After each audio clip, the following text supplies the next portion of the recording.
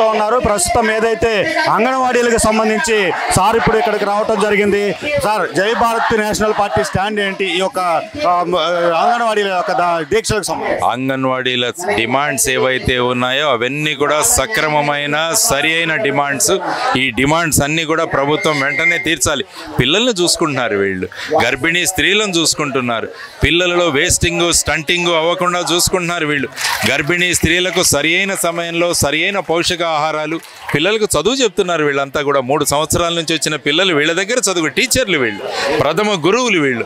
వీళ్ళని ఈ విధంగా టెంట్లో కూర్చోబెట్టడం ఏంటి? సిగ్గు చేటు ప్రభుత్వానికి. కాబట్టి ప్రభుత్వం వీళ్ళ డిమాండ్స్ అన్నింటినీ కూడా వెంటనే తీర్చాలి, లేకుంటే కోర్టుకు వెళ్తాం. వీళ్ళ తరపున నేను వేస్తాను పిటిషన్ అని ఈ అమ్మలందరికీ నేను చెప్పాను. ఇన్ని రోజులుగా ఈ సెంటర్లన్నీ కూడా మూసివేస్తే ఆ పిల్లలకు పౌష్టికాహారం అందకపోతే ప్రభుత్వం ఎందుకు స్పందించట్లేదు అంటారు? అంతే కదా, అంటే స్పందన లేని ప్రభుత్వాలు ఉంటే ఇలాగే ఉంటుంది. ఎలక్షన్ క్యాంపెయినింగ్ అప్పుడు అది చేస్తాం ఇది చేస్తామంటారు, కానీ ముఖ్యంగా వీళ్ళ బాధలు, తర్వాత మీరు అన్నట్టు పిల్లలు అక్కడ, ఎందుకంటే అమ్మల కన్నా వీళ్ళని బాగా గుర్తుపడతారు ఇప్పుడు. ఎందుకంటే రోజులో చాలా సమయం వీళ్ళతో ఉంటారు. కాబట్టి ఆ పిల్లలు ఏమైపోతారు, వాళ్ళ పౌష్టికాహారం ఏమైంది, ఇది ఆలోచించదు గవర్నమెంట్. ఎక్కడో ఎవరికో నేను సంక్షేమ పథకాలు బటన్ నొక్కాలి, అక్కడికి వెళ్ళాలి, ఇది మాత్రమే చూస్తున్న ప్రభుత్వం వెంటనే మేల్కోవాలి. లేకుంటే కోర్టు ద్వారా మేము ఆర్డర్లు తీసుకొస్తామని తెలియజేస్తున్నాం. కూడా కనీసం ఏదైతే కొన్ని ప్రాంతాల్లో కీటకాలు, పాములు కాటు వేయటం ద్వారా మృతి చెందినటువంటి బాలల పరిస్థితులు కూడా ఉన్నాయి. మౌలిక వసతులు సరిగ్గా లేవు, ఓన్ బిల్డింగ్స్ లేవు ప్రభుత్వానికి.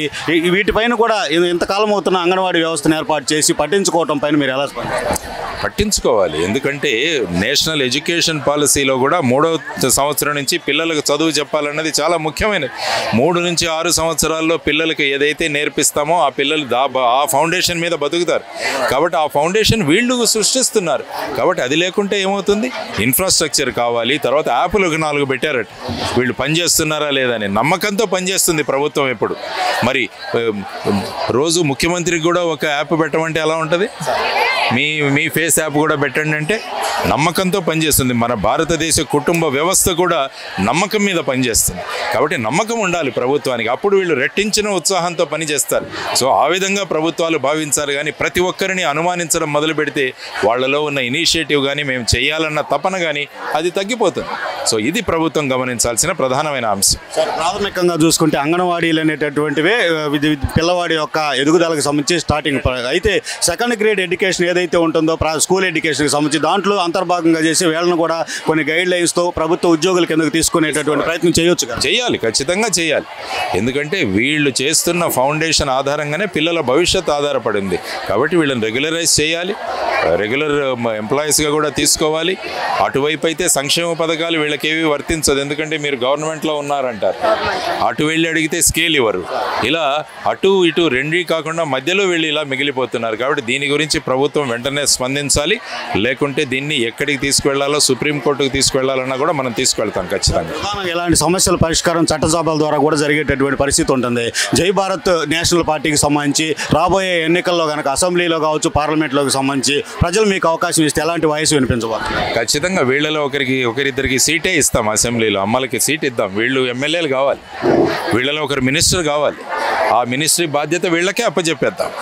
ఎందుకంటే వేలల్లో సంఖ్యలో 1,03,000 ఉన్నారేమో, 1,66,000 మంది ఉన్నారు. వీళ్ళకి ఒక మినిస్టర్ పెడితే ఎంత బాగుంటుంది? వీళ్ళలో ఖచ్చితంగా ఎమ్మెల్యే ఒకరిని చేయాలి. ఎవరి పని వాళ్లకు అప్పచెప్పేస్తే వాళ్ళు చక్కగా చూసుకుంటారు. అనుభవం కావాలి.